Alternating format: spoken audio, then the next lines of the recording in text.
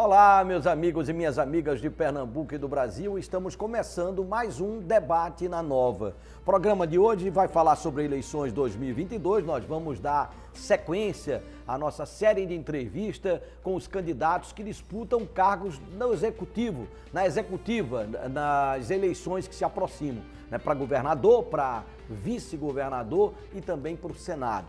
Hoje nós vamos entrevistar mais uma candidata a vice, né? A candidata a vice-governadora do PCB, a Raline Almeida, né? Que é a nossa convidada especial de hoje. Deixa eu apresentá-la aqui, ela é assistente social, especialista em saúde mental, mulher negra de terreiro e comunista, defende a ampliação da política para assistência social e o fim das comunidades terapêuticas, o aumento do investimento na rede de atenção psicossocial pública e a liberdade religiosa em nosso estado. Boa tarde, seja muito bem-vinda, né, a Raline, ao nosso programa. Muito obrigada. A gente que agradece a oportunidade de estar aqui apresentando o nosso projeto para Pernambuco. Né? Eu vou começar, Raline, tratando aqui de uma questão que está já na sua apresentação. Você se coloca contra as comunidades terapêuticas. Por quê? Como assistente social, você conhece bem dessa questão, mas por que esse teu posicionamento? A gente do Partido Comunista Brasileiro, né, é um posicionamento meu e de todo o partido esse. A gente compreende que o uso de substâncias psicoativas na sociedade é algo que é uma questão que é encarada como um problema, mas que deve ser encarada como uma questão de saúde pública. Então a gente defende, na verdade, que o cuidado das pessoas que fazem uso problemático de substância seja feito nos equipamentos públicos que a gente tem. Né? Por exemplo, a cidade do Recife, ela foi, nos anos 90, um dos expoentes nacionais na construção de uma rede de atenção psicossocial. Né? O país inteiro olha para Recife com uma expectativa muito grande em relação aos CAPs, né? Que são os Centros de Atenção Psicossocial. Então, a gente tem uma história e uma tradição de luta, de cuidado em liberdade, né? Dentro da perspectiva da luta antimanicomial. E as comunidades terapêuticas, elas se apresentam dentro de uma perspectiva de, para além de ser um equipamento que é outro que não serviço público, é um equipamento que é gerido por entidades diversas, né? Pode ser religiosa, mas outras entidades também com diversos fins, e que não consegue ter uma ampliação e uma garantia de direitos humanos. A gente tem relatórios nacionais que foram construídos por equipamentos nacionais.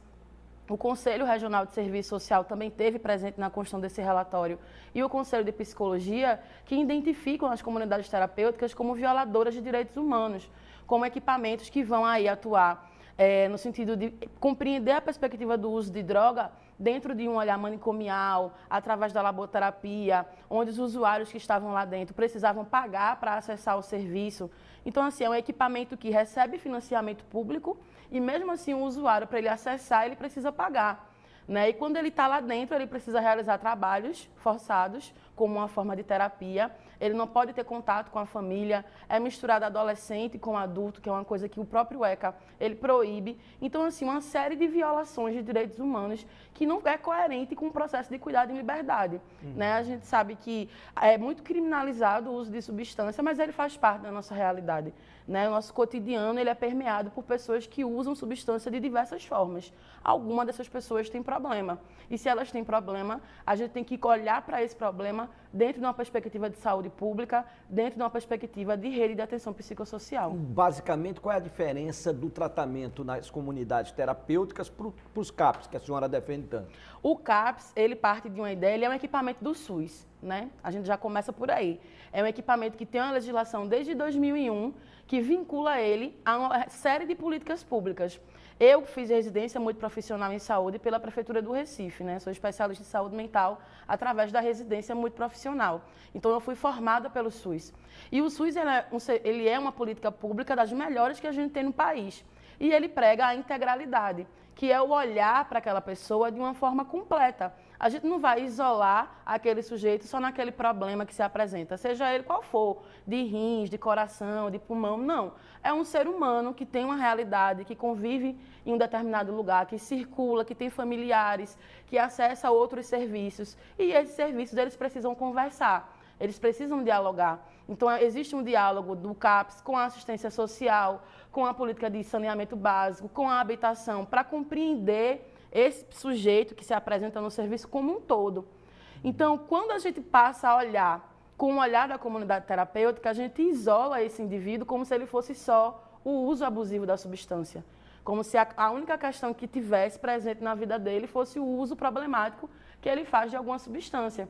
A gente não olha para ele como um todo, como um ser humano complexo, que tem diversas questões que a gente precisa ampliar para fortalecer esse cuidado. É basicamente essa a diferença, para além do olhar de que o CAPES está inserido no território, né, e a comunidade terapêutica está distante da casa do usuário, então ele é isolado da família, ele é isolado da comunidade. E a gente não acha que o uso de substância deve ser assim, porque a maioria dos casos que a gente tem, eu passei 1 ano atuando em CAPES de álcool e outras drogas, e todos os usuários que frequentavam os CAPES, a maioria deles já tinham vindo de comunidade terapêutica. E a grande questão que eles apresentavam era exatamente essa. Não, enquanto eu estava lá, tinha essa série de violações de direitos humanos, mas eu consegui não usar a substância. Mas quando eu voltei para o meu território, para a minha comunidade, eu não consegui me controlar. Porque é isso, a gente não pode isolar a pessoa do território de convívio dela. Pelo contrário, a gente tem que fortalecer a perspectiva dela de, em território, conseguir acessar e compreender esse território nas suas múltiplas formas. Não teria muito a ver o fato de que a maioria dessas comunidades terapêuticas são dirigidas por igrejas, né, ou por movimentos religiosos, né? Seria uma forma de preconceito da comunidade científica a qual a senhora faz parte a esse tipo de tratamento? Pelo contrário, veja, a gente tem inclusive um histórico de, durante muito tempo, as diversas religiões terem atuações comunitárias, né, terem a sua compreensão religiosa inserida dentro de um processo comunitário que fortalecia a perspectiva dos direitos humanos. A grande questão que a gente vê aqui é, como você trouxe, para além dos indícios científicos de que essa prática ela não produz a eficácia, né, que é um termo que a gente usa muito dentro da saúde pública, a eficácia e a eficiência de certas condutas. Não produz porque o indivíduo, se é encarado como um problema, ele recai no problema, né? Então isso já mostra que é ineficaz, essa forma de olhar o sujeito, né? E a perspectiva de que a gente tem que pegar o que é de investimento público e investir na rede pública de saúde. A cidade do Recife, por exemplo, ela tem as unidades de acolhimento, que a gente chama de UA. A gente tem na cidade do Recife 3 UAs, 3 unidades de acolhimento, cada uma com 15 vagas, o que dá um total de 45 leitos. Esses leitos, eles existem desde que eles foram abertos.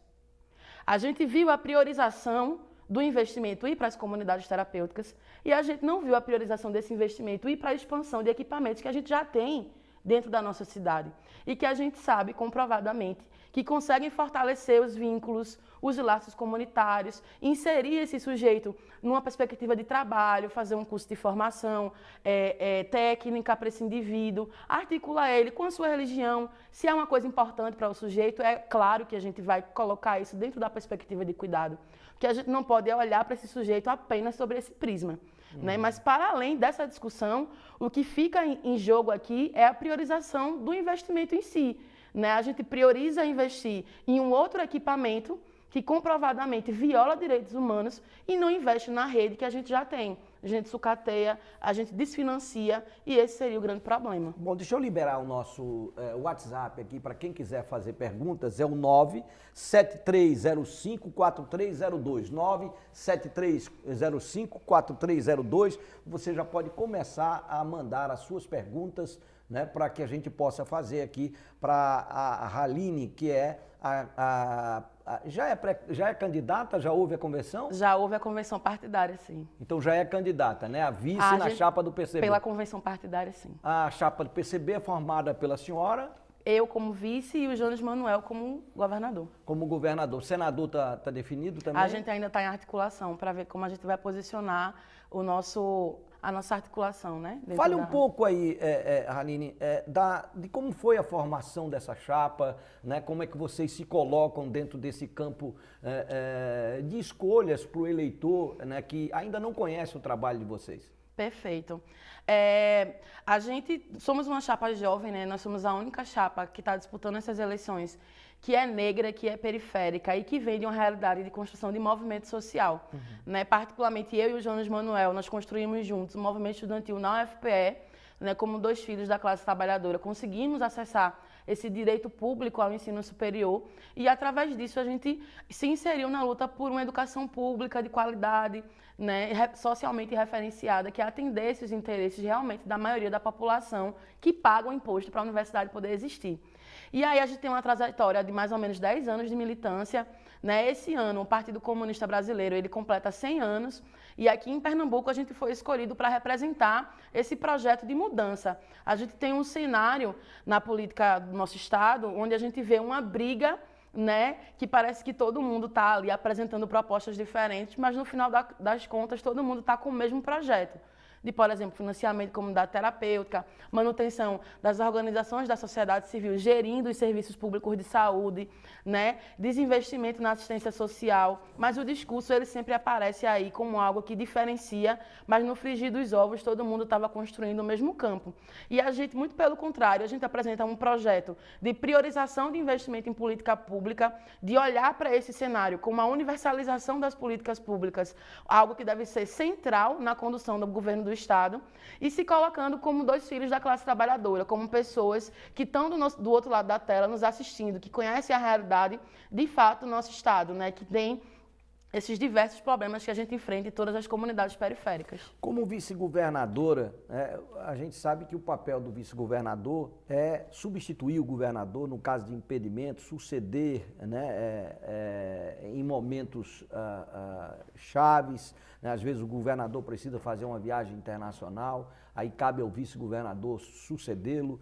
Né, no caso de vacância do cargo, né, sucedê-lo de forma definitiva. Mas, sobretudo, é auxiliar o governador do Estado no exercício da direção superior da administração pública estadual. Né? Essa é a principal missão, o papel do vice-governador. Como é que a senhora vai ser uma vice-governadora caso consiga chegar, né, até lá? Né? Mais ativa, mais passiva, nós temos vários exemplos. Até outro dia, fazendo um debate aqui, eu me lembrei aqui do Zé Alencar, que foi vice de Lula, né? E teve um papel muito ativo. Ele brigava com o presidente, né? Por diversas questões, né? Que eram perfis bem diferentes, né? Mas se conseguiu levar até o final de uma forma harmônica. Né? Mas também tivemos vices no nosso país, estilo Marco Maciel, que você praticamente não ouviu o tom da voz de Marco Maciel. Né? Bem passivo, bem tranquilo, bem na dele. Como é que vai ser o seu perfil? A gente, enquanto partido, né, a gente já tem uma leitura diferente desse processo. A gente do PCB acredita que a construção da gente será ao lado dos movimentos sociais. Então, todo o projeto, todo o processo, ele será realizado em parceria com os movimentos sociais. A chapa, ela se constitui por esse próprio modelo, né, que a gente tem que ter o governador, que vai de frente, e tem que ter a vice. Mas a relação seria uma relação de igualdade construída. Então, mesmo que no caso eu conseguisse, né, por algum momento, enfim, dos diversos cenários que você apresentou, assumir enquanto governadora, o tom do nosso governo seria o mesmo, de democratização desse espaço, de construção coletiva com os movimentos sociais e de pensar Pernambuco para o povo pernambucano, universalizando as políticas públicas. Boa noite, Pedro. Boa noite, Halim. Tudo bem? Boa noite, tudo bem? Falar sobre política pública é uma coisa interessante. E eu queria ver a sua visão como Partido Comunista Brasileiro na distribuição cultural em relação ao nosso Estado. O nosso Estado é um Estado difícil, um Estado que você tem a Constituição em várias culturas. Nós temos Zona da Mata Sul, Zona da Mata Norte, temos o Agreste, temos o Sertão. Aí os sertões nem se fala, né? Você tem aquele conglomerado. Qual é a sua visão e qual é o projeto que o partido tem na questão da diversificação cultural? Você já tem um planejamento de governo para as ações de cultura no Estado? Pergunta muito interessante, obrigada pela pergunta. É de fato uma grande questão, né? O que a gente conseguiu observar nesses anos todos de PSB foi a concentração cultural, ela sendo feita em grandes eventos. em mega eventos. A gente tem o São João, a gente tem o Carnaval, a gente tem aí algum episódio no final do ano, né, que se aponta, a gente tem o Festival de Inverno, e isso basicamente é o que a gente tem de cultura no nosso estado. E o que a gente vê são os mestres, as mestras que guardam a cultura popular, vivendo uma situação que tem que ter a sua cultura, cuidar do seu brinquedo e ter outra profissão, porque viver de cultura não é considerado algo importante e central, né? A gente não considera e não vê dessa forma, né? Principalmente em questão, mesmo os próprios grandes eventos que aconteceram em Pernambuco, a galera da cultura demora muito tempo para receber. Então são 4, 5 meses, 9 meses. A própria Nação Zumbi, o dia desse, lançou dizendo que não toca mais em Pernambuco devido ao descaso no atraso do recebimento do valor que foi programado para ser recebido. Então, assim, a nossa proposta em relação à cultura é a gente descentralizar esses eventos exatamente para que a produção cultural ela seja feita ao longo de todo o ano. Para que o produtor cultural, a pessoa que trabalha com a cultura, né, os holds e toda a galera, os mestres e as mestras dos nossos brinquedos populares, eles tenham como viver da cultura. Maravilha. Né, porque é quem guarda o nosso patrimônio cultural. É uma história que é aí de 100 anos, mais antiga até do que isso, né, que mexe inteiramente com a gente. O povo pernambucano é um povo que vibra e que canta cultura o tempo inteiro. E é um descaso que acontece nesse cenário. Então a gente pensa em grandes festivais, em grandes organizações que sejam feitas naquele território, respeitando a particularidade daquela região, mas que não seja em momentos esporádicos, mas ao longo de todo o ano. Quando a gente fala justamente essa diversificação cultural, e foi um ponto importante que você tocou sobre essa relação, e fazer as uniões, os grandes mestres que ao longo desse tempo foram perdidos. Eu sempre falo e defendo muito, não só eu, grandes pesquisadores, essa relação dos grandes mestres do coco, dos oito baixos, que não estão nas grandes concentrações populares, não é essa diversificação. Pedro, pode perguntar, porque senão, se você me deixar aqui, eu vou levando. Não, eu acho que essa questão cultural é importantíssima, e eu acho que você está bem representado nesse setor cultural, você que representa a canção, os versos do nosso estado, principalmente do sertão, do sertão do agreste pernambucano. Acho que você vai bem nesse caminho aí, pode ir em frente. Aí, veja só, vamos passar para outro lado. A gente está falando de política cultural. A política cultural, ela agrega outras situações. E outros debates eu tinha comentado até com o próprio Pedro e outros convidados aqui, essa questão de urbanização e como você vai fazer para poder trabalhar nesse legado da questão de trânsito que você tem em Recife. As nossas BRs são péssimas, as piores que você tem no Brasil. Você tem uma concentração estadual maravilhosa em João Pessoa. Você está num elo de ligação, que é uma ligação cultural, de saúde pública, de educação, no geral. Qual é a política pública nessa questão de ligação entre municípios e estados que o partido tem? Você já tem uma conotação política na construção e reestruturação das BRs? Com certeza. A gente consegue perceber uma concentração muito grande em Pernambuco, na região metropolitana. Isso. Quando a gente fala de equipamento de política pública, a maioria deles estão na região metropolitana. O que significa que as pessoas que precisam acessar esses equipamentos que estão no interior, elas precisam se deslocar para Recife. Então, a gente pensa, primeiro, a descentralização dessas políticas públicas.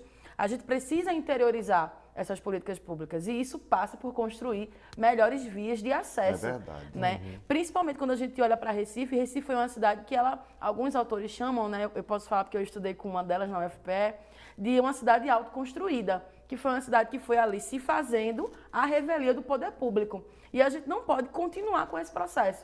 O que a gente observou, inclusive, né, em maio, com a fatalidade que aconteceu, que o PSB insiste em colocar na conta da chuva e não foi uma falta de planejamento público e de políticas públicas, é exatamente esse processo. A cidade ela vai se construindo à revelia do Estado e quando as grandes situações acontecem, a gente responsabiliza a natureza, quando na verdade a natureza está ali exercendo o seu papel, né, e devolvendo o que a gente está fazendo com ela.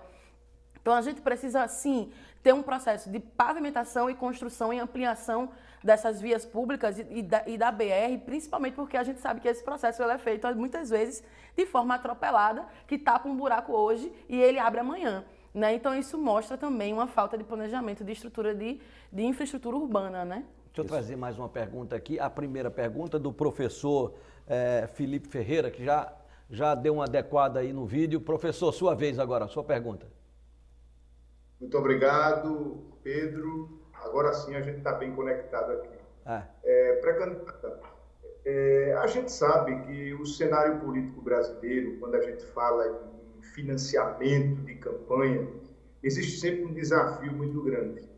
A gente tinha no passado o financiamento por pessoa jurídica, que ele veio a ser aí derrubado em razão de todos aqueles problemas relacionados à Lava Jato, o Congresso acabou proibindo a pessoa jurídica de contribuir. E, posteriormente, a gente tem o que hoje está instituído, que é o financiamento público de campanha. E o PCB é um partido que não tem uma fatia próxima ao que os grandes partidos têm. Aliás, é uma das menores fatias aí do fundo eleitoral para financiamento de campanha, embora já tenha uma candidatura posta à presidência da República, que foi anunciada há poucos dias. Como é que você vê isso? Como é que vocês estão arquitetando essa campanha com pouco dinheiro para enfrentar, por exemplo, um império que é o PSB há 16 anos, por exemplo, no poder em Pernambuco? Isso é uma pergunta muito interessante, né? A gente que tem uma perspectiva de movimento social, a gente constrói política no miudinho, né? Então, diferente desses grandes grupos, eu vou até contar uma história, uma situação. Eu moro no Vasco da Gama, né? E aí lá no meu bairro saíram grandes ônibus no último domingo, quando rolou várias convenções partidárias, para ir para as convenções. E aí quando volta o povo muito contrariado, porque chegou lá, sempre se prometem muitas coisas nessas convenções, para as pessoas acessarem, comerem, beberem. Quando chegou lá não tinha nada disso e utilizaram o povo para fazer grande volume, né? E parecia que tinha muita gente. E essa é a forma que as pessoas que constroem essa grande política burguesa pensam, né? A gente, pelo contrário, constrói uma política que é feita no miudinho.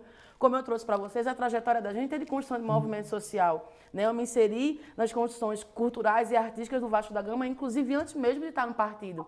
Então a gente faz política o tempo inteiro. E a nossa política é feita na base do convencimento com as pessoas, né? A gente apresenta propostas, ideias e principalmente encantando com a esperança, que é algo que vem sendo de forma muito sistemática massacrada nessa conjuntura, né? Mostrar para as pessoas que é possível fazer, é possível construir. O que na verdade a gente tem é falta de interesse político, porque o interesse ele está comprometido com as grandes empresas. E a gente, diferente disso, a gente tem a construção dos financiamentos coletivos, né? Todas as nossas campanhas aqui em Pernambuco, em outros estados, a nível nacional, tem os financiamentos coletivos, que é o momento dos militantes, dos apoiadores, dos amigos do partido conseguirem auxiliar a gente nesse processo. E a gente tem o nosso trabalho de militante também sendo girado para esse momento de eleição, né? É óbvio que a gente, enquanto Partido Comunista, a gente recebe uma parcela de financiamento público, como você bem pontuou, ínfima, mas isso não consegue atravessar um partido de 100 anos, porque o que a gente tem é uma convicção de transformação societária que vai para além desse processo. Tem uma pergunta aqui do telespectador, né? Deixa eu ver o nome dele logo aqui, é o Bruno Lima, da cidade de Paulista, né? Ele está dizendo aqui o seguinte: boa tarde a todos. Pedro, pergunte à candidata a vice-governador o seguinte: serviço público, né? Na gestão do PSB em Pernambuco ficou muito nítido a baixa ou escassa oferta de concursos públicos no estado. Tanto é que a composição de servidores, a maioria ou mais da metade, é de contratação mediante, né, cargos de confiança, né? Como vai ser a marca do PCB caso chegue ao governo? Excelente pergunta, Bruno. Isso é algo que a gente vê, por exemplo, quando a gente olha para a Secretaria da Mulher. A Secretaria da Mulher de Pernambuco, né, do governo do estado, ela surgiu em 2007. Apenas em 2007 que a gente tem um órgão, um equipamento público que vai pensar as políticas públicas para as mulheres no nosso estado. A gente está em 2022.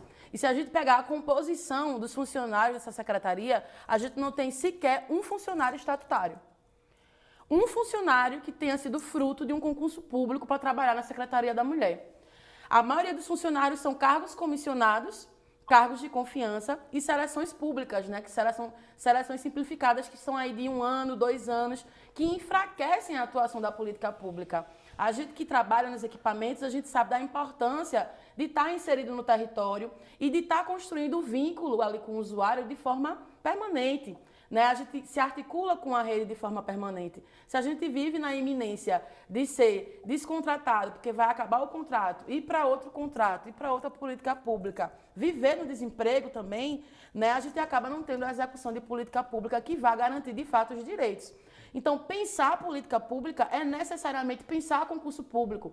A gente não pode amarrar os trabalhadores no medo de perder o seu emprego. A gente não pode manter ali, né, no cabresto os trabalhadores através dos cargos comissionados. Né? E essa é uma grande marca dessa gestão. Então, se a gente pensa políticas públicas no sentido que nós pensamos, que é na universalização delas, isso tem que passar pela gestão de equipamentos públicos, da gestão à assistência de pessoas concursadas, né, que consigam fazer a política pública acontecer sem medo de perder os seus empregos. Uhum. Pode falar, Tony? Estamos vivendo uma época de extremismo. Você tem uma balança muito pesada aí, da direita ou da esquerda. Você tem a extrema esquerda. Qual é a viabilidade do PCB em relação a trabalhar o Estado em si para quebrar esse estigma? Você vê muito, ou eu sou direita ou eu sou esquerda. Qual é a visão que o partido tem na campanha aqui no estado de Pernambuco? Então, esse processo eleitoral para o partido, a gente sempre pensa nele de uma forma a conseguir captar e fortalecer a perspectiva de que é possível fazer mudança no Brasil e de que essa mudança ela pode ser feita através do próprio povo. Então, a gente pensa uma gestão popular em todas as nossas políticas públicas, por exemplo. Conselhos populares que se apresentem não só como os conselhos que a gente tem hoje em dia, os conselhos de saúde e de educação, mas que sejam, de fato, conselhos deliberativos, consultivos, não apenas, que pensem as políticas públicas e que fiscalizem as políticas públicas em todos os bairros das nossas cidades. Então, é uma gestão que se pretende a estar construindo um processo que é coletivo.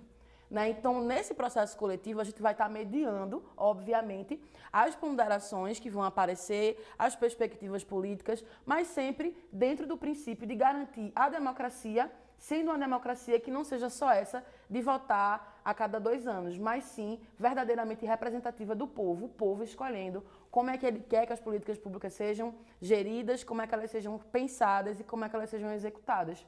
Então, a gente acredita que, através disso, a gente consegue potencializar a transformação radical que a gente merece realmente viver. A senhora é formada como... Só um minutinho, Tony, eu preciso ir no intervalo. Daqui a pouco a gente volta com o debate na Nova. Sai daí, não.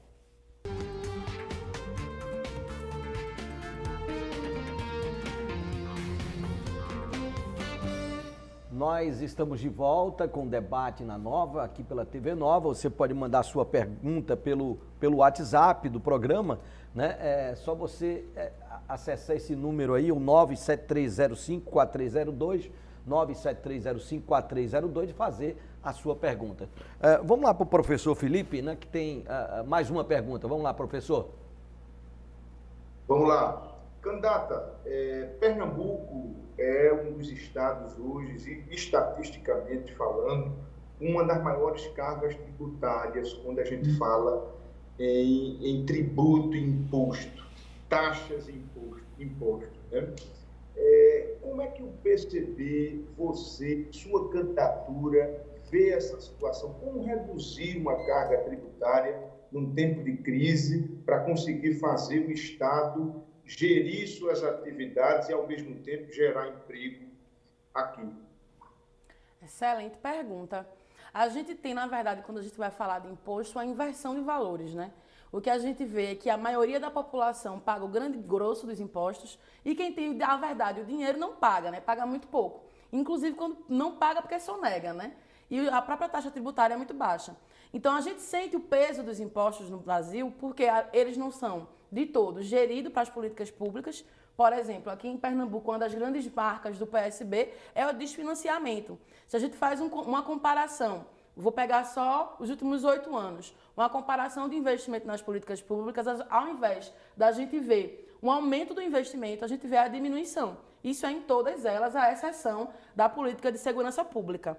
E aí a gente vê, na realidade do cotidiano das pessoas, as ruas continuam alagadas quando chove, as barreiras continuam caindo, o posto de saúde continua sem materiais mínimos para o dentista trabalhar, para a enfermeira trabalhar, e a gente pagando os impostos da mesma maneira. Então, na verdade, o que a gente vê é que esses impostos eles têm que ser tirados do consumo, porque a maioria dos impostos que nós pagamos, eles são direcionados ao consumo. O mesmo quilo de arroz que eu compro é o mesmo quilo de arroz que, enfim, o dono da Globo, o dono do SBT, o dono do Bradesco compra, é o mesmo valor. Claro que para o meu orçamento esse quilo do arroz vai valer muito mais do que para ele. Então, na verdade, o que a gente precisa fazer é a redistribuição desse valor. Quem tem mais tem que pagar mais. E aí a gente consegue desonerar a maioria da população e com esse recurso que vai surgir, a gente oferecer boas políticas públicas e políticas públicas universais. Uhum. Mais uma pergunta aqui do telespectador, mandando aqui pelo nosso telefone, né? O 973054302. Boa noite, gostaria de fazer uma pergunta para a Haline, né? Como ela e o PCB lidam com o medo da generalização de um possível comunismo no Brasil? A gente lida muito bem, né? Nós somos comunistas. O que a gente pensa é que se o comunismo, a gente conseguir pensar num processo, o que a gente vê, na verdade, são as ideias sendo atravessadas e uma grande hegemonia espalhada de que o comunismo são as pessoas que vão comer as criancinhas, são os radicais, vão roubar as suas casas, né? Vão acabar com o direito de ter uma família. E, na verdade, o que o comunismo pensa é exatamente em fazer com que a riqueza que seja produzida, ela seja distribuída para todo mundo. É fazer com que todo mundo tenha acesso à casa, fazer com que todo mundo tenha acesso aos bens mínimos de existência.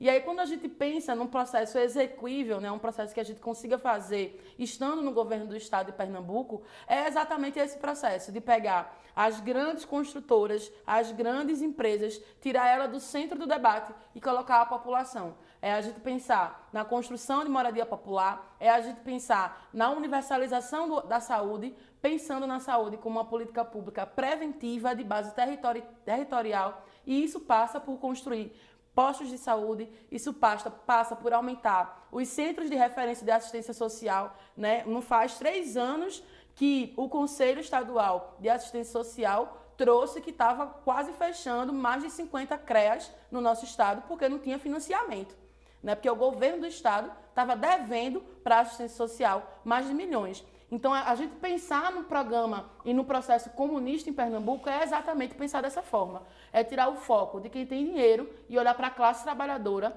e pensar a universalização desses direitos para esse povo. Uhum. Mais uma pergunta, Tony? Candidata, a Zona Norte, eu acho que é a maior concentração eleitoral que temos na capital pernambucana. E a capital pernambucana ela tem um peso muito grande na questão de trabalho para os candidatos que estão aí. A senhora, como formada como assistente social, e falou agora do CREAS, e está no front, na realidade, está no Vasco da Gama, sabe como é que está acontecendo o CREAS e o CRAS, não é? Qual é a visão do PCB, quando eleito, a formalização dos projetos de assistencialismo do CRAS e do CREA? Excelente pergunta. Veja, a política de assistência social no Brasil, ela foi pensada para proteger a população que está em extrema vulnerabilidade, né? Então fazer distribuição de renda para evitar que as pessoas morram de fome e prevenir os direitos que são violados dos diversos segmentos, né? Criança e adolescente, pessoa com deficiência, a população idosa. E aí a gente tem o CRAS e o CREAS que vão atuar nesse sentido. O CRAS ele vai tentar prevenir que esses direitos sejam violados e o CREAS ele vai entrar quando esses direitos eles já são violados. Então, pensar uma política pública de assistência social para Pernambuco é tirar a priorização, por exemplo, da política pública. Né? A política de assistência social de Pernambuco há mais de anos não tem um concurso público, funciona na força e na garra dos profissionais, né, que compreendem que aquela população em extrema vulnerabilidade precisa de um acesso e precisa de um acesso com qualidade e também em cima do adoecimento desses profissionais. Né, uma equipe que lida com o extremo sucateamento da política, trabalha sem acesso à água, sem papel higiênico, sem o mínimo para conseguir garantir uma política pública de qualidade e que vê a população diariamente passando pelos mais diversos sofrimentos. Então, a gente olha para a política de segurança pública e o que é que a gente vê? A gente vê concurso todo ano, a gente vê o investimento que praticamente dobra, a gente vê a violência com os mesmos índices e a política de assistência que vai cuidar e vai tentar prevenir esses sinais e sintomas, né, da sociedade, no sentido da violência, é uma política que não tem o mesmo investimento. Então, quando a gente pensa um governo do Estado na questão da assistência social, é exatamente a realização de concursos públicos, a parceria do próprio Estado, né, na manutenção e na expansão dessa política de assistência, principalmente na interiorização, principalmente nos interiores, que muitas vezes não conseguem garantir um CRAS e um CREAS, porque a legislação coloca ali alguns limites, até populacionais, que aquelas cidades não atingem, e cabe ao Estado assumir o seu papel, né, e fazer com que essa política pública chegue em todo lugar. Porque a gente sabe que, inclusive pelo próprio cenário de desemprego, de aumento da fome, da miséria, a assistência social é cada vez mais importante. O Manuel está assistindo o programa, boa noite a todos, ele diz aqui, né? Falar é fácil, candidato, o difícil é fazer. A senhora já exerceu algum cargo público no executivo, né? Se julga preparada para uma função tão importante como essa? Excelente pergunta.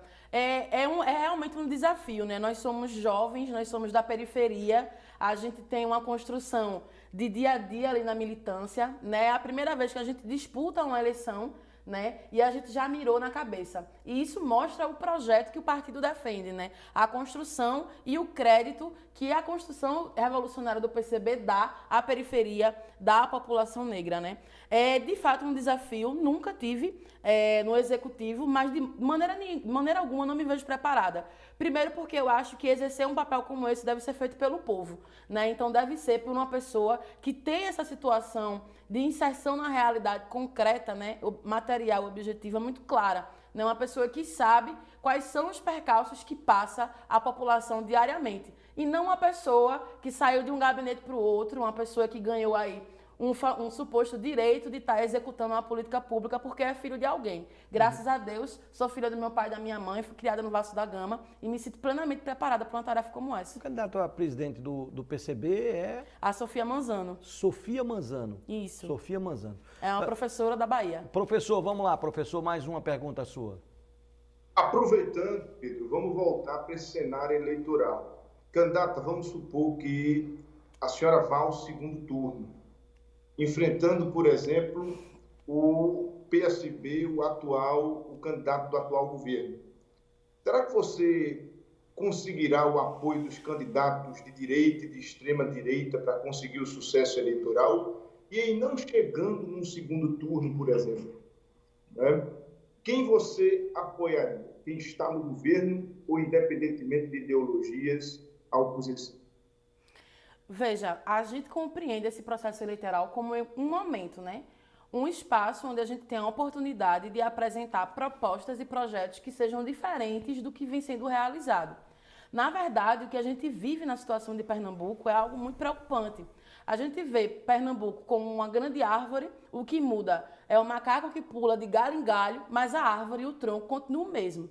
Né? A gente tem uma mudança de bandeira, de partido, de sigla, mas o projeto que essas pessoas vão executar é o mesmo projeto. E a gente vem pelo espaço como esse para dizer o contrário, para dizer que o projeto que a gente pode executar pode ser diferente.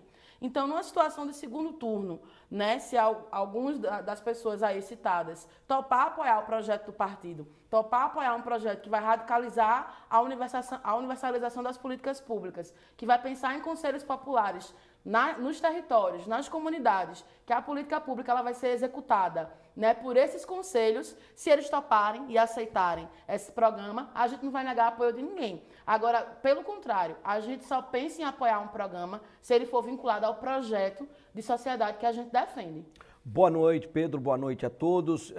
Eu iria fazer uma pergunta para a Raline em questão do transporte do interior para a capital. O valor é muito alto. Né? Com isso, muitas empresas preferem contratar moradores da capital. Né? Por isso, nós sofremos muito, né? Por conta do valor das passagens. E com isso não conseguimos trabalho. Eu sou o Paulo, né? Moro em Carpina e passo por isso na pele. Né? sua opinião? Muito boa pergunta, Paulo. É essa questão que a gente estava até tratando há um tempo atrás, né? O problema é que é pensado Pernambuco como Recife. É pensado Pernambuco como região metropolitana. A gente tem uma grande concentração, inclusive dos polos industriais, na região metropolitana. Né? Muitas vezes, os nossos interiores, a gente conseguiu, através da política, né, de interiorização das universidades, criar espaços de formação profissional no interior, né, mas a gente não consegue garantir acesso a trabalho para essas pessoas nas suas cidades. E aí a gente vê que é um deslocamento, né, para a região metropolitana o tempo inteiro. A pessoa sai para Recife para trabalhar, a pessoa sai para Recife para ter acesso à saúde, a pessoa sai para Recife para participar de alguma questão esportiva, algum movimento em relação aos esportes. E aí o que a gente pensa é, na verdade, na interiorização desse processo. O que a gente pensa é que as pessoas tenham o direito de ter acesso ao trabalho e à moradia, a outra política pública na sua própria cidade. Né? Que se a pessoa precisar se deslocar para a cidade, para ter acesso a isso, a rede de transporte público de Recife, no governo comunista, ela vai ser estatizada. Né? A gente pensa num processo onde a gente consiga promover uma grande caixa preta do transporte para a gente ver realmente como é que esse investimento está sendo feito e para a gente garantir, através de iniciativas públicas, né, do Estado, transporte mais barato para essa população. Então, mesmo que a pessoa ela precise se deslocar para a região metropolitana, ela teria acesso a um transporte mais barato, porque a gente vê uma perspectiva onde o Estado teria esse próprio processo de fornecimento de transporte. Tony? Candidata, me relate e me vem à cabeça essa política que o PCB tem agora. Eu vou ali para os anos 2000, na época que o PT estava entrando e derrotou Roberto Magalhães, e o então candidato João Paulo, ele começou nas pesquisas totalmente descredenciado, sem Ibope, e todos contestavam com 4%, e fez aquela reviravolta. Estamos em 2022, estamos passando por uma pandemia, as dificuldades no mundo estão tremendas, mas de um outro lado, em cima do seu pensamento populacional, no processo formiguinha que o PCB vem de acordo com essa época, temos essa juventude, uma juventude descentralizada em cima da polarização. Eu vejo muito isso nas ruas. Então, qual é a visão hoje do Partido Comunista Brasileiro em relação a essa juventude para a política pública? Veja, a gente vem observando, inclusive, índices alarmantes quando a gente fala de juventude. Né? É a juventude que desponta no desemprego, né? A maior parte das pessoas que estão desempregadas são jovens. É a juventude que apresenta os piores índices de saúde mental. E isso fala muito do que a gente vem vivenciando atualmente. A gente tem uma descrença, né? Quando a gente vê uma sociedade, por exemplo, extremamente desempregada, a gente vê uma juventude que conseguiu acessar políticas de formação, né? Estão informados nas mais diversas áreas, mas não conseguem ter e encontrar trabalho, a gente gera um processo de desesperança nessa juventude tremendo. E a desesperança ela é uma grande amiga do sofrimento mental. Né? Então, a gente pensar, por exemplo, quando a gente fala de todas essas reformas que a gente traz a reforma no sentido do transporte, a gente vai criar empresas de transporte, a gente traz a reforma agrária, a gente vai pegar essa terra, vai distribuir para as pessoas terem condições de trabalho, terem condições de vida. A gente fala de reforma urbana, a gente tem mais de 200 prédios abandonados no centro do Recife. É verdade. Né? A gente fala de pegar esses prédios para eles serem ocupados pela população. A gente está apresentando sinais de esperança para essa juventude. Né? A gente está dizendo que é possível realizar. Né? E não é só possível, como é necessário. A gente precisa reencantar a nossa população. Né? E a gente reencanta apresentando realmente projetos que sejam diferentes desses que estão vinculados com empreiteira, com empresa. Né? Como a pergunta do companheiro quando me deu a oportunidade de falar, a gente não tem rabo preso com isso. Então a gente pode e a gente consegue fazer um processo que seja realmente, que represente essa população, né? Que pegue essa juventude que está desesperançada, que não tem acesso à política pública, que não tem acesso a direito, né? E dizer, é possível ter. Né? A gente consegue fazer uma política de emprego, a gente consegue fazer uma política de geração de renda. Isso não é só um mito, uma fantasia. Agora a gente precisa construir isso junto.